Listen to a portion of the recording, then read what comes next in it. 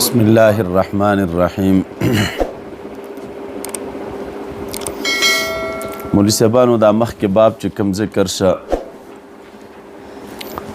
رفع الیدین عند تکبیرة الافتتاح وقبل الرکوع وبعد الرکوع، دې کې یو مسله اختلافي په دې ځای کې ده چې رفع د یدینو په تکبیر اولا کې ګرچې دا مسله عند الجمهور اجماعي ده، ولیکن اختلاف په دې کې و چې دغه رفع د یدینو چې دی دا سنت ده او که فرض ده. د جمهور علماء په نسبت باندې دا رفع دا سنت، ابن حزم ورته فرض وایي. د دې نه وایي بغیر د سره لمونځ کېږي نه. داود ظاهري نه یو قول د وجوب را نقل دی. ابن عبدالبر وایي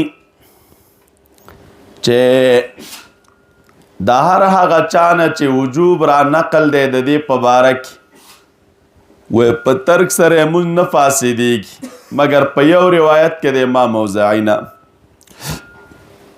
دویمه مسله دا د مولوي صاحبانو مقارنت د رفع د تکبیر سره چې دا لاس پورته کول به د تکبیر سره پیوسته کوي، نو په دې کې هم اختلاف دی. احناف په دې قایل دي چې دا رفع به مقدمه په چا باندې په تکبیر باندې.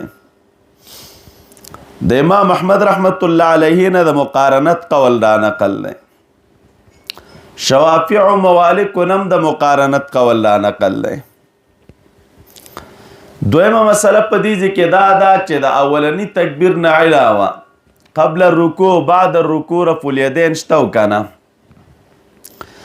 امام شافعی، امام احمد، اسحاق، ابي ثور، ابن جریر طبری او یو روایت د مالک صاحب نه، حسن بصری، ابن سیرین، عطا ابن ابي رباح، طاووس، امام مجاهد، ابن المبارک،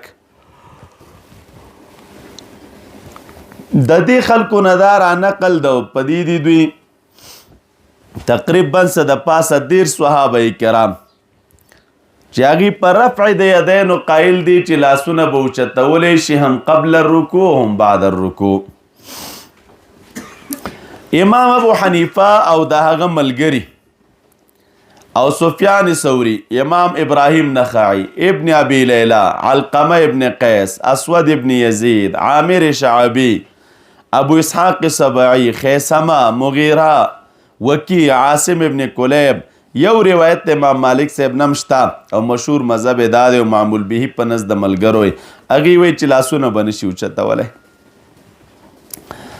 د همدې وجې نه امام ترمذي رحمت الله علیه چې کله هم دا مسله ذکر کوي نو بیا وایي چې وبه یقول غیر واحد من اصحاب النبي صلی الله علیه وسلم والتابعین، یو نه ډېر صحابه کرام او تابعین په دې باندې قایل دي چې دې دوران کې به لاسونه نشي پورته کولی. نو چې نشي پورته کولی نو حدیث الباب سره څه چل کوي؟ نو جواب د حدیث الباب نه علماء کرام دا کوي چې حدیث الباب محمول دی علی انه کان فی ابتداء الاسلام. دا خبره د اسلام په ابتدا کې وه، په اوله کې داسې وه. انو وعلیکم السلام، خیر دی الحمدلله. څوک یې صاحب؟ قاری صاحب ښه حیثیتونه ښه دي؟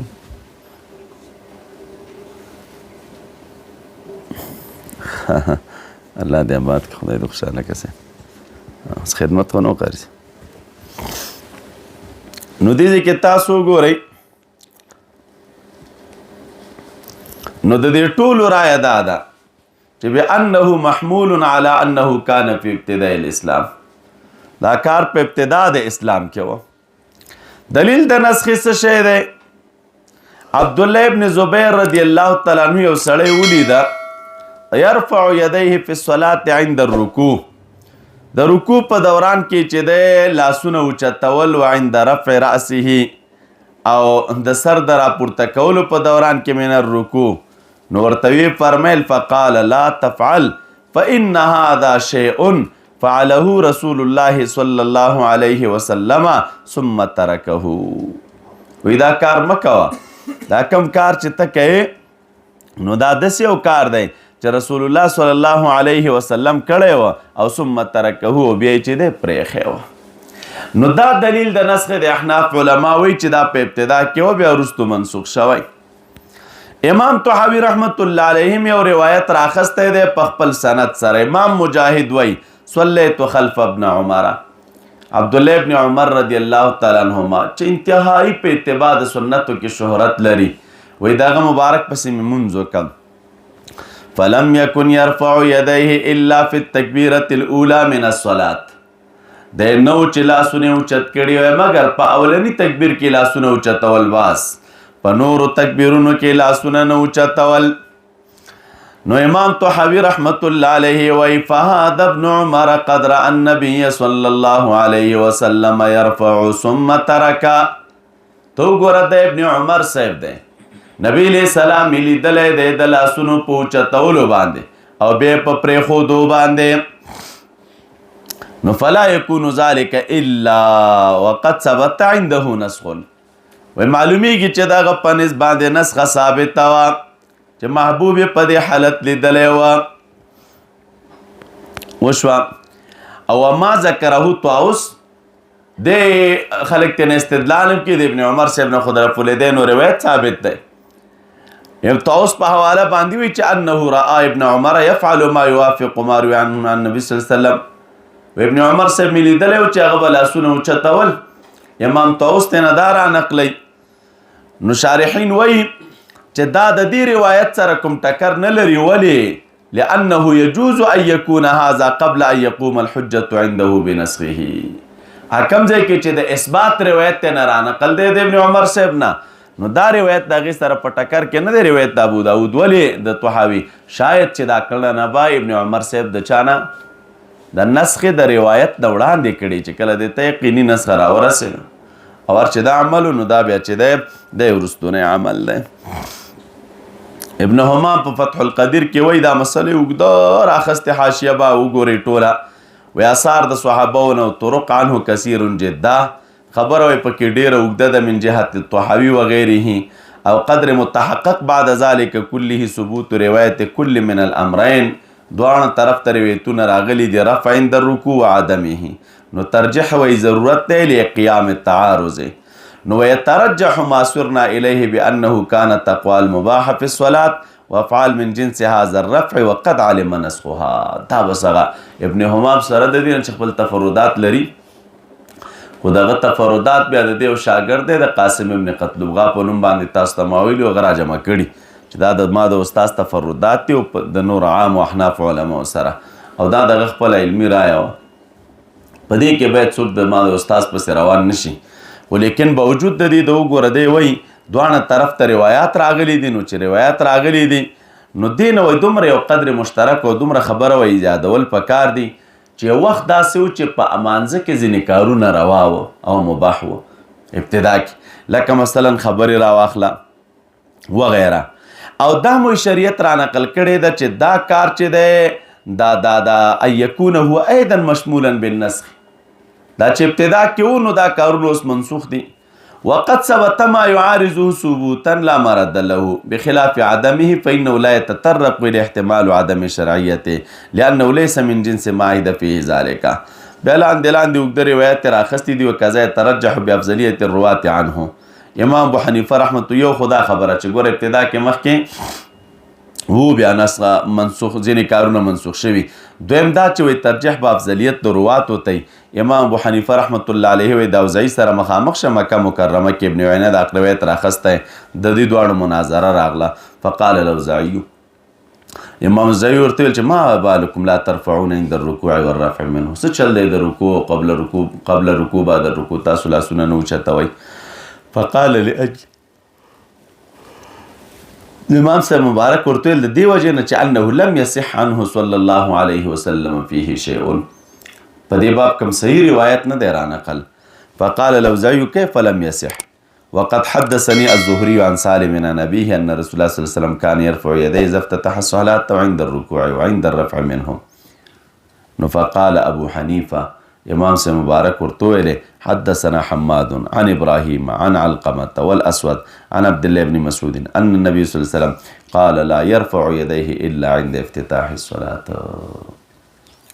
دور تخبل سند ویلے او ثم لا يعود بشيء او زي غسش. وحدثك عن الزهري عن سالم عن نبيه او تراتوي حماد عن ابراهيم. نو دا استا سندو قدم ده امام صاحب ګوره فقه الروات او افضلیت روات ته کتل نو ورته ویلې. فقال ابو حنیفه كان حماد افقه من الزهري. ما روایت حماد نه را نقل کړی استاد زهري نه حماد افقه ده. وكان ابراهيم افقه من سالم. ابراهيم نه خید سالم نه افقه ده. وعلقمه ليس بدون ابن عمر في الفقه. علقمه ابن عمر سے ابن فقه کې څه کم نه ده. خو ان كانت لابن عمر صحبه، اگر که ابن عمر سے صحبت لري یعنی هغه څه شی دی صحابي دی او دی صحابي نور په فقات کې خدای ته نه څه کم نه دی. وله فضل صحبت او فالاسود له فضل كبير. اسود لره خو لوی فضیلت ده. وعبد الله نو عبد الله ابن مسعود خو عبد الله ابن مسعود دی نو دغه به درته څه ووایم. نو فرجح ابو حنیفه بفقه الروات كما رجح الاوزاعي بعلو الاسناد. ګوره امام اوزاعي علو د اسناد ته ترجیح ورکوله، امام سے مبارک فقه د چا ته ترجیح ورکوله؟ د رواتو ته. نو د مبارک په دې قائل دی. امام بهقي بیا روایت راخسته د عمر رضی الله عنه په حواله وی چې رفع یدی فی اول تکبیره ثم لا يعود.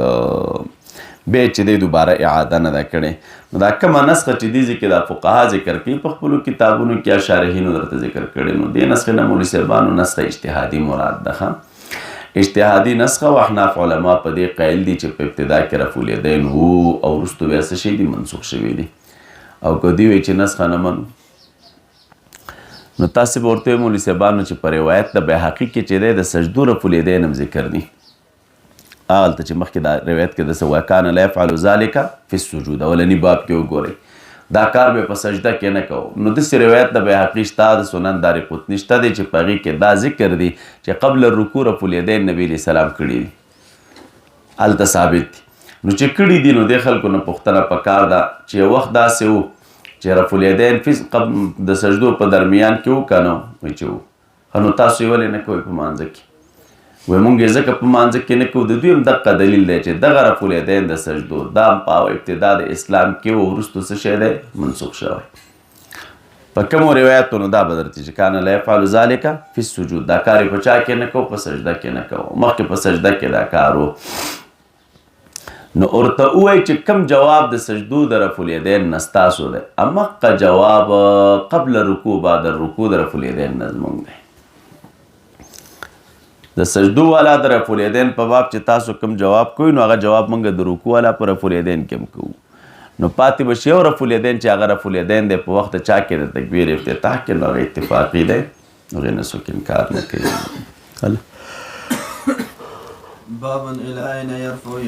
تر کومه به یو سړی لاسونه اوچتې. وقال ابو حمید فی اصحابه رفع النبي صلى الله عليه وسلم حذو منكبيه. نبی علیہ السلام لاسونه مبارک اوچت کړي وه حذو منكبيه. وبه قال حدثنا ابو اليمن قال اخبرنا شعيب عن الزهري قال اخبرني سالم بن عبد الله بن عمر ان عبد الله بن عمر رضي الله عنهما قال رأيت النبي صلى الله عليه وسلم افتتح التكبير في الصلاة فرفع يديه حين يكبر حتى يجعلهما حذو منكبيه وإذا كبر للركوع فعل مثله وإذا قال سمع الله لمن حمده فعل مثله. دي ذكر على حتى يجعلهما حذو منكبيه وهو قول مالك والشافعي وأحمد وإسحاق. روایت مسلم کې بیا دا راځي حتى يحاذي بهما اذنيه. دا لاسونه به مبارک اوچتول چې د غوږونو تر محاذات او د غوږونو تر برابرۍ پورې. وهو قول ابي حنیفه او دا قول د امام ابو حنیفه رحمت الله علیه دی.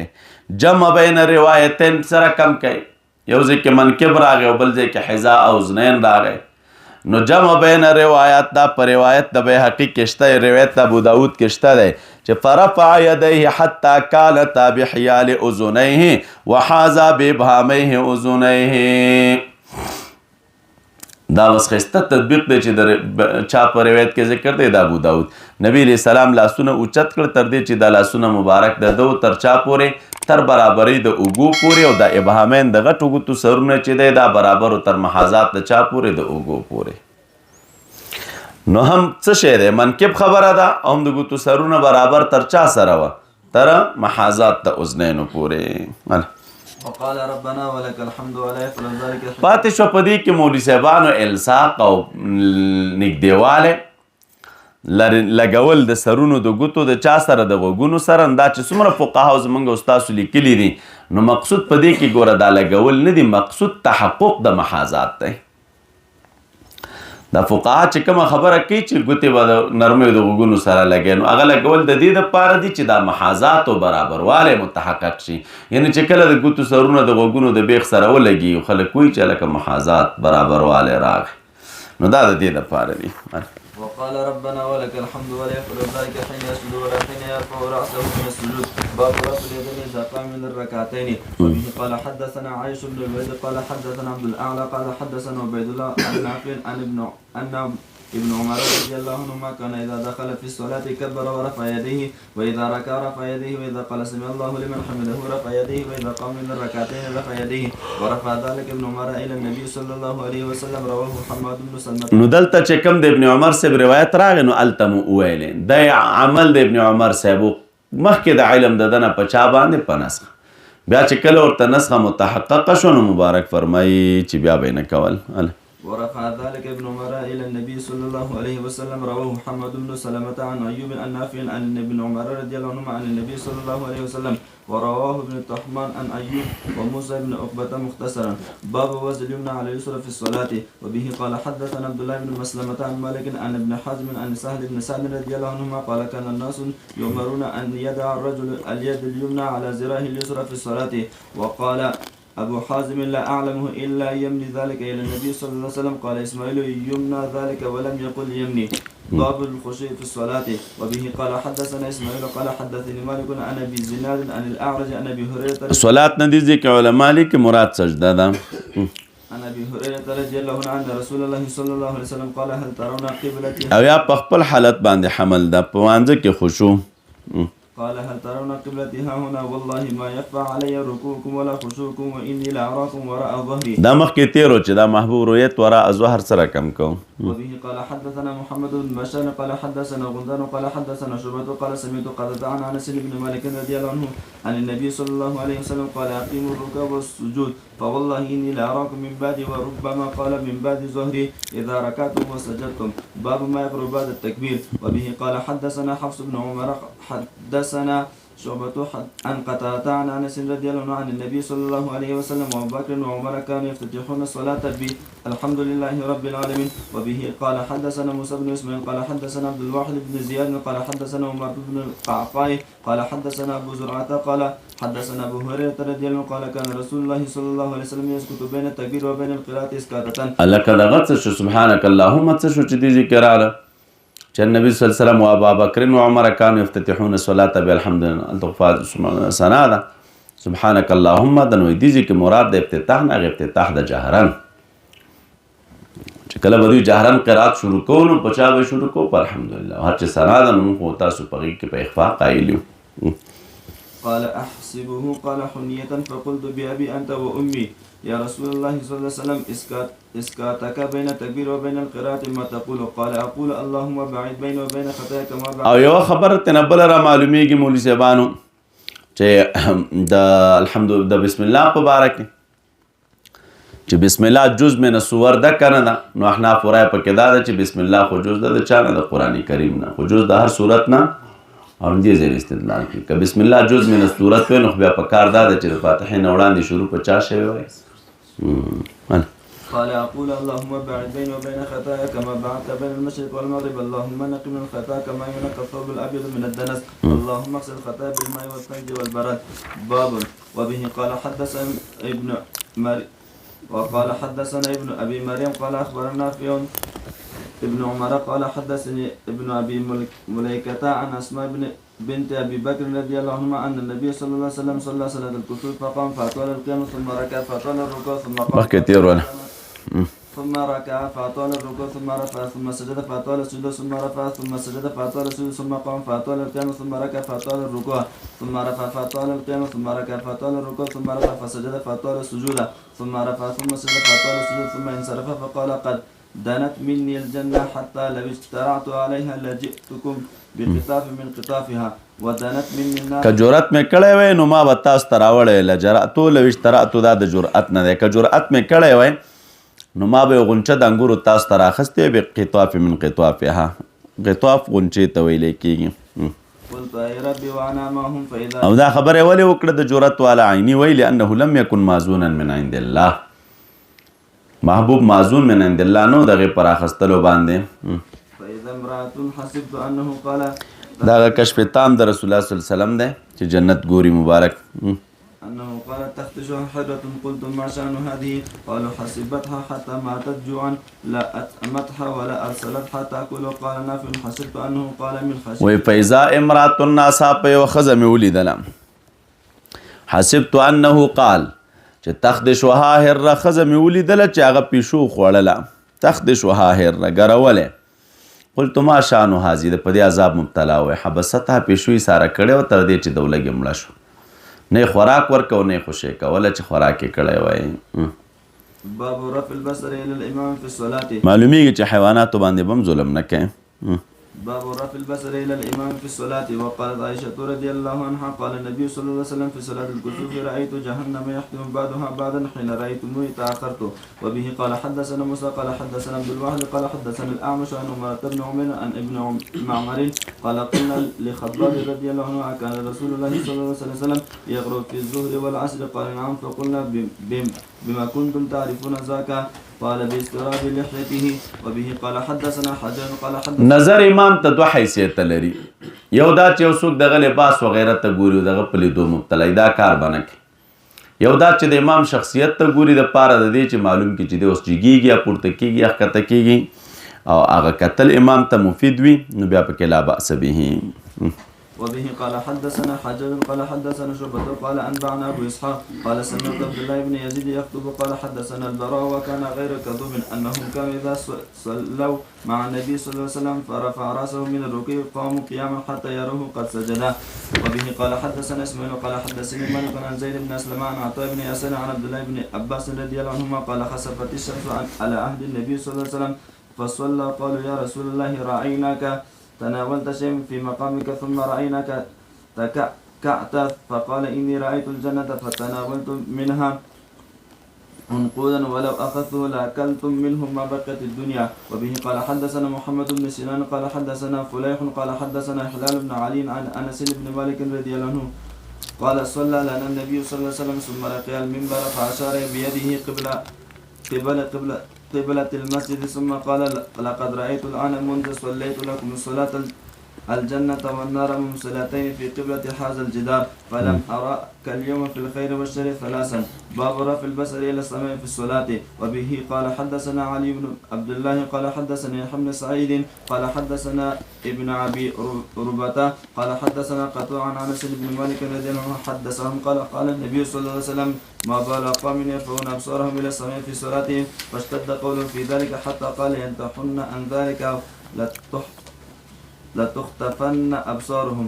باب الالتفات في الصلاة. وبه قال حدثنا مسدد قال حدثنا أبو الأحوص قال حدثنا أشعث بن سليم عن أبيه عن مسروق عن عائشة قالت سألت رسول الله صلى الله عليه وسلم عن الالتفات في الصلاة فقال هو يختلسه الشيطان من صلاة العبد. وبه قال حدثنا قتيبة قال حدثنا سفيان عن الزهري عن عروة عن عائشة رضي الله عنها أن النبي صلى الله عليه وسلم في خميسة لها أعلام فقال شغلني أعلام هذه اذهبوا بها إلى أبي جهم وأتوني بإنبجانية. مخكتير أنا. باب هل يلتفت الأمر ينزل به لأمر ينزل به ويرى شيئا وبساقا في القبلة. أي التفات كتيش كويش دي وكار دا وجهنا يا يشيويني يا لاړي ويني في القبلة. وبه قال حدثنا قتيبة قال حدثنا الناس عن نافع عن ابن عمر أنه قال رأى رسول الله صلى الله عليه وسلم نخامة في قبلة المسجد وهو يصلي. دا مناسبة نخامة في قبلة المسجد وهو يصلي بين يدي الناس فحتها ثم قال حين انصرف حكاها وأزالها. إن أحدكم إذا كان في الصلاة فإن الله قبل وجهه فلا يتنخمن أحد قبل وجهه في الصلاة. رواه موسى بن عقبة وابن أبي رواد النافع. وبه قال حدثنا يحيى بن بكير قال حدثنا الليث عن عقيل عن ابن شهاب قال أخبرني أنس بن مالك قال بينما المسلمون في صلاة الفجر لم يفجأهم إلا رسول الله صلى الله عليه وسلم كشف ستر حجرة عائشة رضي الله تعالى عنها فنظر إليهم وهم صفوف فتبسم يضحك ونكص أبو بكر صلى الله عليه وسلم نكص رجع على عقبيه ليصل له الصف فظن أنه يريد الخروج وهم المسلمون أن يفتنوا في صلاة فأشار إليه أتموا صلاتكم. يفتنوا من قصد المسلمون أن يقعوا في الفتنة في صلاتهم في فساد صلاتهم. فألقى الستر وتوفي من آخر ذلك. او دا فساد الصلاة سشي د وجنه فرحا بصحة رسول الله صلى الله عليه وسلم وسرورا فيهم. نو مناسبت تيجي كده چانهم التفتوا إليه حين كشف الستر. باب وجوب القراءة للإمام والمأموم في الصلوات كلها في الحضر والسفر وما يجهر فيها وما يخافت.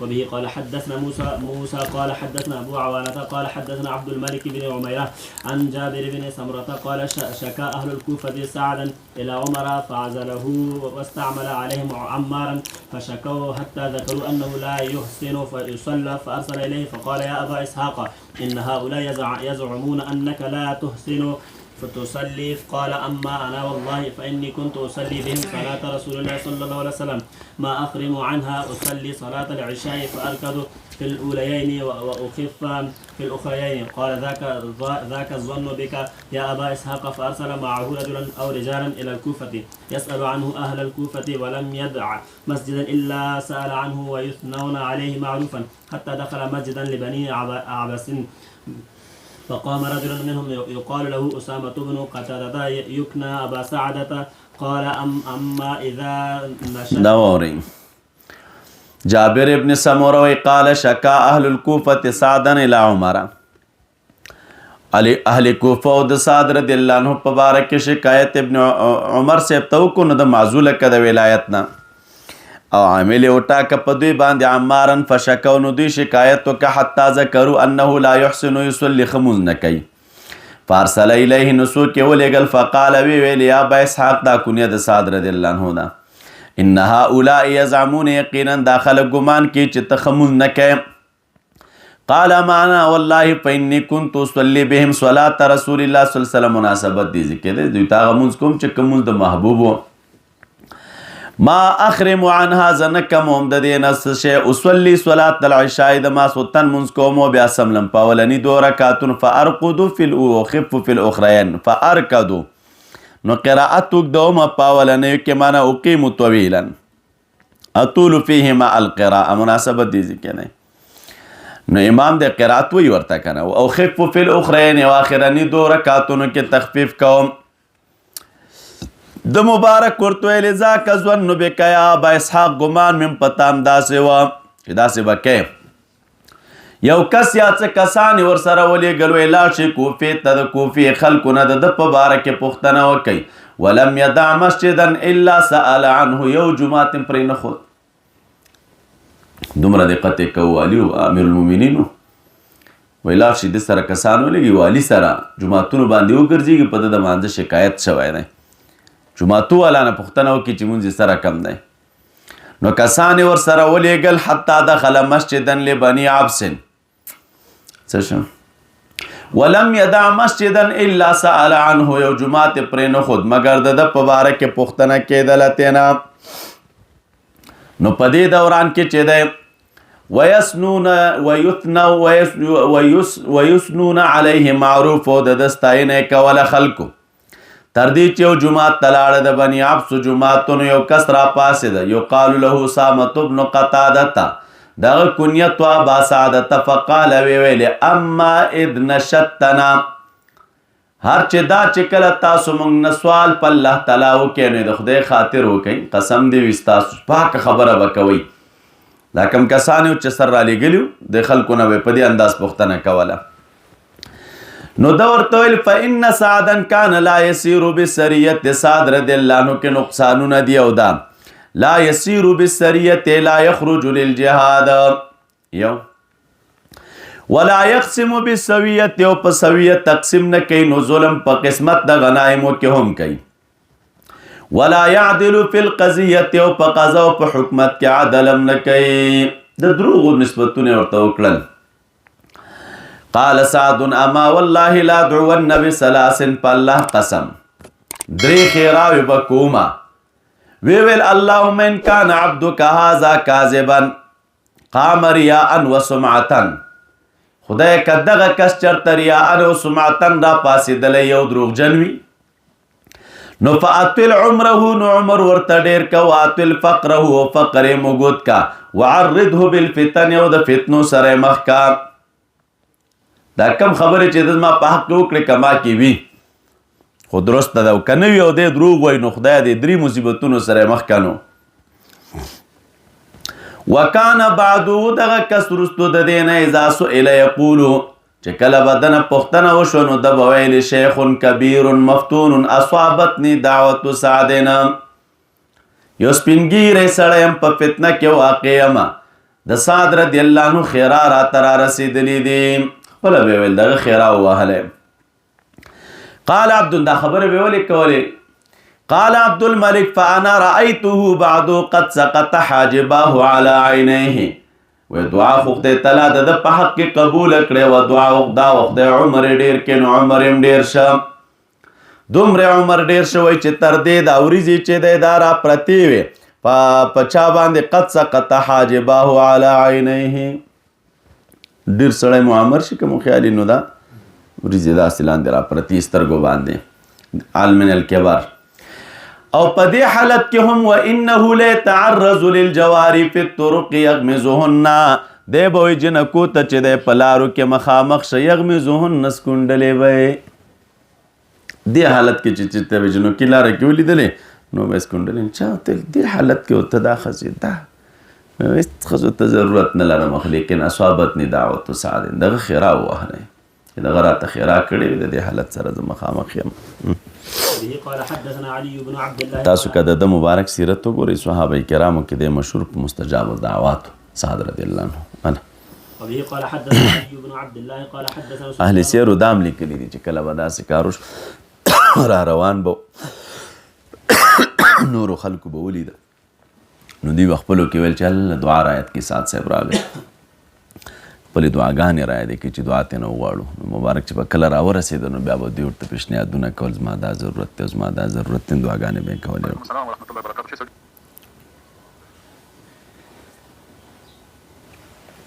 وای وبه قال حدثنا علي بن عبد الله قال حدثنا سفيان وحدثنا الزهري عن محمود بن الربيع عن عبادة بن الصامت أن رسول الله صلى الله عليه وسلم قال لا صلاة لمن لم يقرأ بفاتحة الكتاب. وبه قال حدثنا محمد بن بشار قال حدثنا يحيى عن عبيد الله قال حدثني سعيد بن أبي سعيد عن أبيه عن أبي هريرة رضي الله تعالى عنه أن رسول الله صلى الله عليه وسلم دخل المسجد فدخل رجل فصلى فسلم على النبي صلى الله عليه وسلم فرد وقال ارجع. نبی علیہ السلام فرمایلی لا صلاة لمن لم يقرأ بفاتحة الكتاب نشته د مونځه غچا لره لمن لم يقرأ چې څوک نه لولي بفاتحة الكتاب فاتحة الكتاب فاتحة الكتاب څوک نه لولي نو دغه سړی مونځه نشته ده. مولوی صاحبانو دا چې د فاتحة الكتاب حیثیت څه شی دی نو په دې باره کې زموږ د احناف علماء کرام رایه دا چې په ابتدا د مانځه کې مقتدي او امام دواړو به په مانځه کې څه شی لوستله فاتحه لوسته مقتدیانو به هم لوستله او امام به هم لوستله. بیا وروستو چې دی منه راغله نو لوستل د فاتحې پاتې شول تنها منفرد لره او امام لره او هر چې مقتدی دی نو مقتدی منع کړی شو د چانه د لوستلو د فاتحې نه په کوم آیت باندې آیت ته د قرآن کریم الله تعالی فرمای اعوذ بالله من الشیطان الرجیم واذا قرئ القرآن فاستمعوا له وانصتوا لعلكم ترحمون. امام بهقی رحمت الله علیه په دې اجماع را نقل کړی ده چې دا آیت نازل دی په باره د چا کې د مانځه کې او ابن تیمیه موایي چې دا اجماع غره نقل کړی ده چې دا آیت نازل دی په باره د چا کې د مانځه کې نو چې په باره د مانځه کې نازل دی نو ذا قرئه کله چې قرآن کریم لوستلی کیږي نو لوستل د چا د طرف نه د امام د طرف نه نو فاستمعوا نو دا امر د مقتدیانو ته فاستمعوا نو تاسو غوږ ورته کېدئ. مخکې روایت تیر شه تاسو ته ما ویلي هلته وایي کان نبي صلی الله علیه وسلم اذا کله چې به محبوب اراده د دې لرودله چې په یو کلي باندې حمله وکړي هغه نو رابغې کان یستمع الاذان. استماع معنا صرح ولالی کې اهل لغت د دې معنا د ګوش داشتن غوږ ایښودل. نو محبوب به متوجه شي غوږ به یې کېښوده. نو دې ځای کې فاستمعوا راغی نو استماع چاته ویلی کېږي غوږ ایښودو ته. نو متوجه اوسېږئ وانصتو چپ غلي ودرېږئ غوږ کېدئ او غلي ودرېږئ د دې دپاره چې په تاسو رحم وکړی شي. نو ګوره د رحم دپاره دې ځای کې چې اسباب ذکر دي دوه. نو یو سبب څه شی دی؟ غوږ ایښودل او دویم غلي ودرېدله او د آیت دی په باره د مانځه کې. نو دا صلات لمن لم یقرأ بفاتحة الکتاب چې راغلی نو د دې نه مراد څوک دی؟ امام. دا چې اوس د فاتحې حکم څه شی دی؟ فرض ده او که واجب؟ نو زموږ احناف علما وایي چې د دې حکم د وجوب دی، فرض نه ده. ولې د اصولو قاعده موږ او تاسو ویلې ده که چېرته څوک یې فرض کړي نو په دې صورت کې لازم به شي زیادت په چا باندې؟ په کتاب الله. او زیادت په کتاب الله جایزه. نو دا چې دی مولوي صاحبانو څه شی ده؟ دا واجب ده. نو چې واجب ده نو په پرېښودو باندې څه شی راځي؟ سجده د سهوي لازمیږي. وبه قال حدثنا محمد بن بشار قال حدثني يحيى عن عبيد الله قال حدثني سعيد بن ابي سعيد عن ابيه عن ابي هريره رضي الله تعالى عنه ان رسول الله صلى الله عليه وسلم قد دخل المسجد فدخل رجل فسلم على النبي صلى الله عليه وسلم فرد وقال ارجع فصلي فانك لم تصلي فرجع. دا تفصیل ستاسو محاشی ملام صاحب هم کړی دی. احناف وایي چې لیس الفرض عندنا الا مطلق القراءه. مطلق قرائت فرض دی ځکه رب کریم فرمایي فقرؤوا ما تيسر من القرآن. نو تقید د دې په فاتحې باندې وي دا زیادت دی علی مطلق النص. نو د دې وجې نه وایي په کار دا ده چې موږ قول په چا باندې وکړو؟ په وجوب باندې وکړو. نو چې مقتدي قرائت ولوسته احناف علما رایه وایي دا ده چې مقتدي به اصلا قرائت لولي نه لقوله علیه السلام من کان له امام فقراءة الامام له قراءه. بلکې راځي من صلى خلف الامام فإن قراءة الامام له قراءه. بل روایت راخسته دی د امام ترمذی په حواله سمع جابر بن عبد الله يقول من صلى ركعة لم يقرأ فيها بأم القرآن فلم يصلي إلا وراء الإمام. إلا وراء الإمام استثناء پکې ده. أن رسول الله صلى الله عليه وسلم دخل المسجد فدخل رجل فصلى فسلم على النبي صلى الله عليه وسلم فرد وقال ارجع فصلي فإنك لم تصلي فرجع فصلى كما صلى ثم جاء فسلم على النبي صلى الله عليه وسلم فقال ارجع فصلى فإنك لم تصلي ثلاثا والذي وقال والذي بعثك بالحق ما أحسن غيره فعلمني. ما أحسن غيره د دې نه بل نور ښایسته طریقه باندې راته نه دی همدغه راته یاد دی چې دا سره کم مې وکړه. نو فعلمني نو فقال إذا قمت إلى الصلاة فقمت إذا قمت إلى الصلاة فكبر ثم اقرأ ما تيسر معك من القرآن ثم ركع حتى تطمئن راكعا ثم ارفع حتى تعدل قائما ثم اسجد حتى تطمئن ساجدا ثم ارفع حتى تطمئن جالسا وافعل في صلاتك كلها. باب نو دینه دا معلوم شو کنه ورته چې ثم اقرأ ما تيسر معك من القرآن نو معلومیږي دا ما تيسر من القرآن لوستل دا فرض دی لکه احناف علما چې وایي چې مطلق قرائت لوستل او هر چې قرائت په ضمن د فاتحه کې نو دا فرض نه دی بلکې واجب دی. باب القراءة في الظهر وبه قال حدثنا أبو النعمان قال حدثنا أبو عوانة عن عبد الملك بن عمير عن جابر بن سمرة قال سعد كنت أصلي بهم صلاة رسول الله صلى الله عليه وسلم صلاة العشاء لا أخرم عنها كنت أركض في الأولين لا أخرم معنا لا أنقص عنها تيرش مخكين.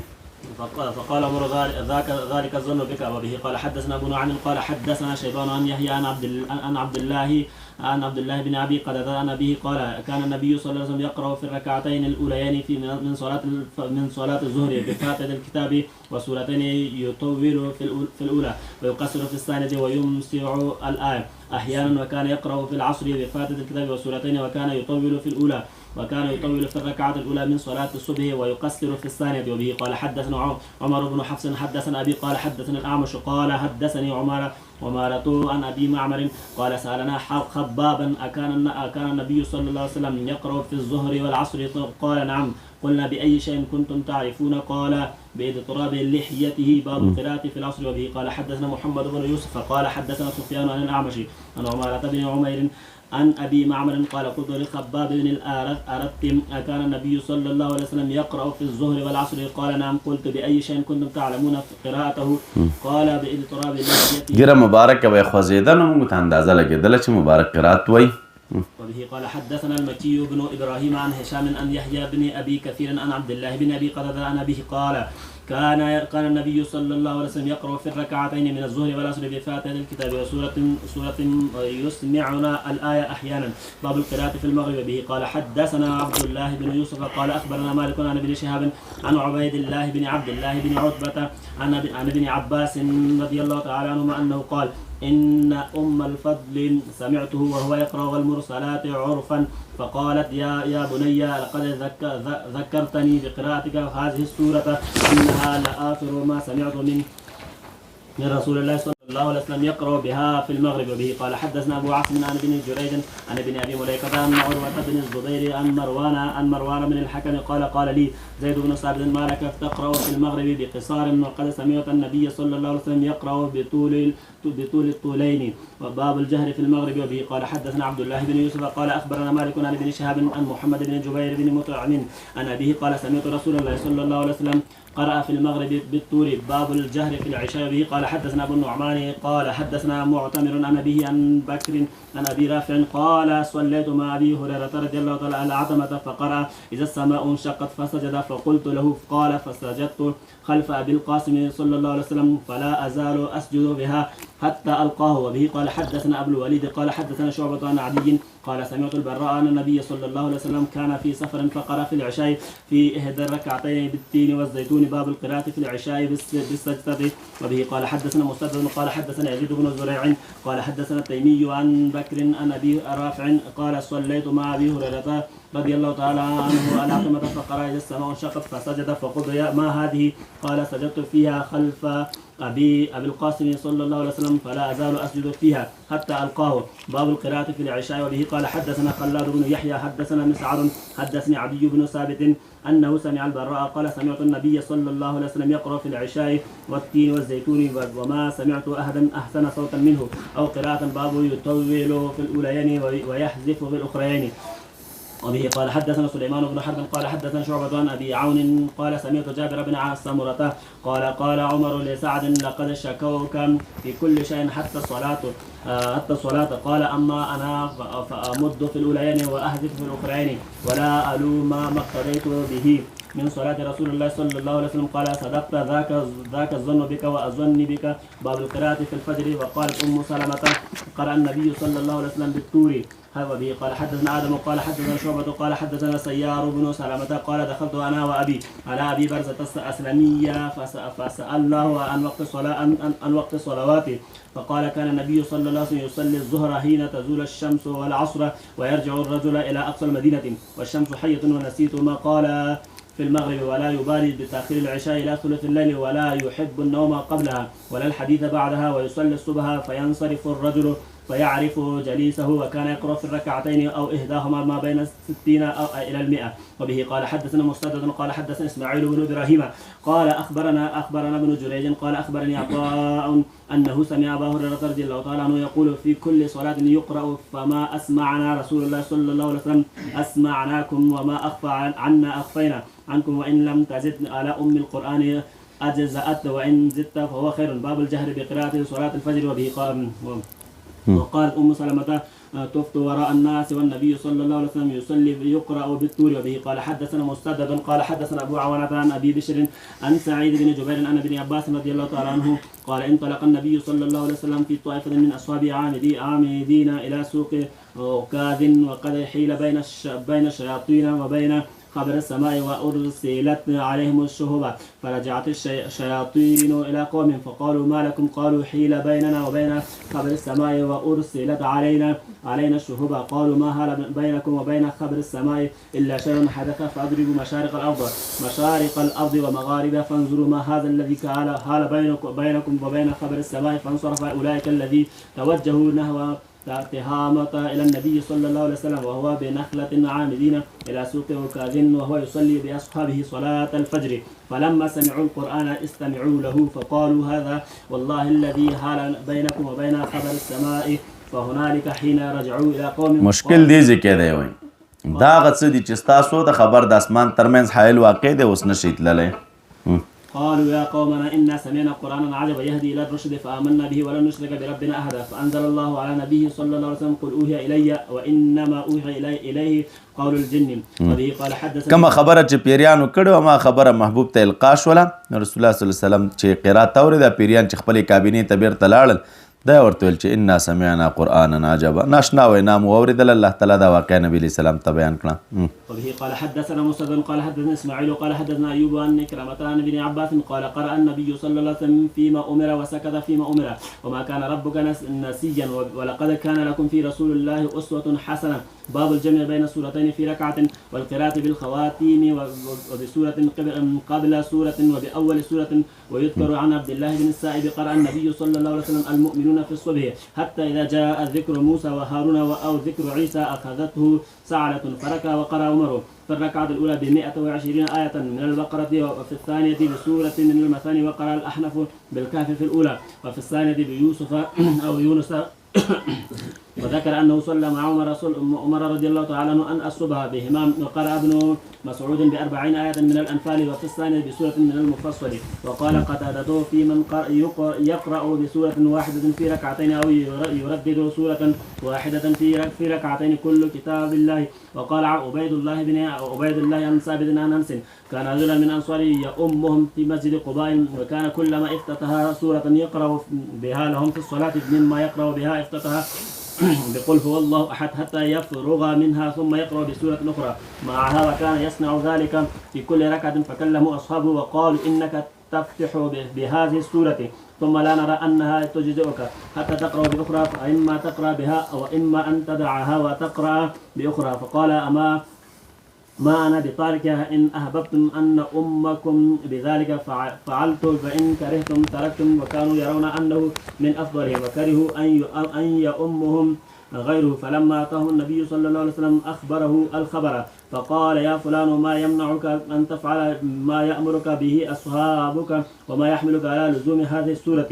دا چې مقتدیان درته کومه خبره کوي د هغوی ولې نه منې او په تا څه باعث ته چې همدغه صورت دې راټینګ کړی دی.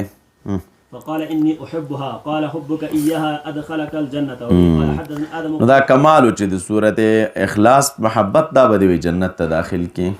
وبه قال حدثنا آدم قال حدثنا شعبة قال حدثنا عمرو بن مرة قال سمعت أبا وائل قال جاء رجل إلى ابن مسعود رضي الله تعالى عنه فقال قرأت المفصل الليلة في ركعة فقال هذا كهذا الشعر لقد عرفت النزائر. هذا معنى سرعة القطع وسرعة القراءة. التي كان النبي أسرعت في القراءة كإسراع الشعر. الذي كان النبي صلى الله عليه وسلم يقرن بينهن فذكر 20 سورة من المفصل سورتين في كل ركعة. باب يقرأ في الأخرين بفاتحة الكتاب. وبه قال حدثنا موسى بن إسماعيل قال حدثنا حمام عن يحيى عن عبد الله بن أبي قتادة عن أبيه أن النبي صلى الله عليه وسلم كان يقرأ في الظهر في الأوليين بأم الكتاب وسورتين في الركعتين الأخريين بأم الكتاب ويسمعنا الآية ويطول في الركعة الأولى ما لا يطيل في الركعة الثانية وهكذا في العصر وهكذا في الصبح. باب من خافت القراءة في الظهر والعصر. وبه قال حدثنا قتيبة قال حدثنا جرير عن الأعمش عن عمارة بن عمير عن أبي معمر قال قلنا لخباب أكان رسول الله صلى الله عليه وسلم يقرأ في الظهر والعصر قال نعم. قلنا من أين علمت قال باضطراب لحيته. باب إذا أسمع الإمام الآية.